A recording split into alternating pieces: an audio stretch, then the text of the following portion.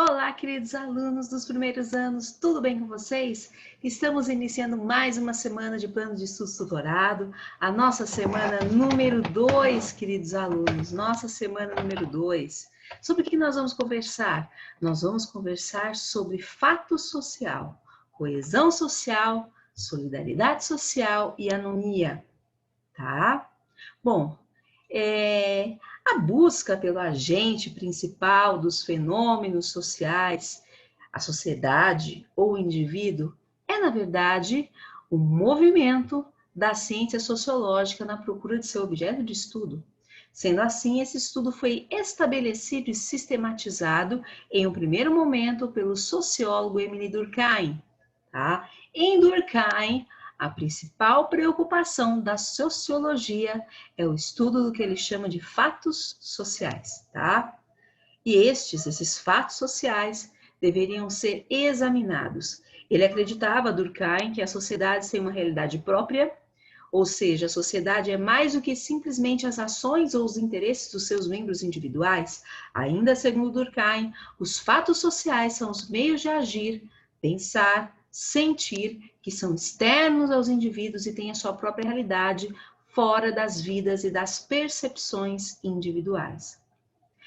São características, segundo Émile Durkheim, dos fatos sociais. Eles são exteriores aos indivíduos, pois eles existem independentemente de sua vontade ou reflexão. São coercitivos, ou seja, impõem penalidades àqueles que não cumprem as suas normas, e gerais, e são presentes no conjunto de determinada sociedade. Bom, o sistema social nós podemos considerar como um exemplo de fato social, pois apresenta as três características. São gerais, exteriores, coercitivos, tá? Bom, Durkheim também tratou sobre alguns temas específicos, como ordem, função, coesão e anomia, que era um diagnóstico que ele realizou para os conflitos sociais. Durkheim também tratou desses temas em um viés sociológico, tá? Tratando sobre a questão de ordem e da função. Bom, ele criou o conceito de coesão social, tá? Para ele, a ordem social é compreendida através da ideia de coesão social, resultante de uma ação solidária das partes, a solidariedade social, explicada pelos laços que unem os indivíduos à coletividade. Esses laços, eles podem ser construídos através das semelhanças entre as consciências individuais, dando origem à solidariedade mecânica, ou pela interdependência entre os indivíduos, o que gera solidariedade orgânica. A solidariedade social só é mantida quando os indivíduos são integrados com sucesso em grupos sociais e regulados por uma diversidade de valores que são compartilhados. Para Durkheim, as instituições sociais, como a religião, a escola e a família, por exemplo, são elementos fundamentais na construção da solidariedade social. Por outro lado, as manifestações de insatisfação de trabalhadores, as revoltas e as taxas elevadas de criminalidade são exemplo de desvios dos padrões que definem uma vida social saudável, um processo de interrupção da solidariedade, a que ele chamou de anomia, ou seja, a ausência de regras. Anomia é a ausência ou a redução da capacidade da sociedade de regular a conduta dos indivíduos, sendo um problema a ser solucionado sob a pena de causar risco à coesão social e levar a sociedade ao caos. O exemplo citado acima das altas taxas de criminalidade compromete o bom funcionamento da sociedade. Tá joia?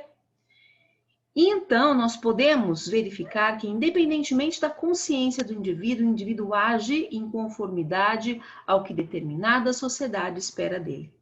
Tá joia? Bom, vamos para os exercícios. O exercício número 1, ele traz: para Émile Durkheim, os fatos sociais são objeto da sociologia para moldar o comportamento dos indivíduos em sociedade. De acordo com o sociólogo francês, os fatos sociais têm como características aquelas três características que nós falamos no início do nosso estudo: generalidade, coercitividade e exterioridade, tá? Ok? Ou seja, são fatos gerais, são fatos coercitivos, que existe uma sanção pelo não cumprimento, são exteriores aos indivíduos, tá? Gerais porque se aplicam a todas as pessoas daquela sociedade, daquele meio.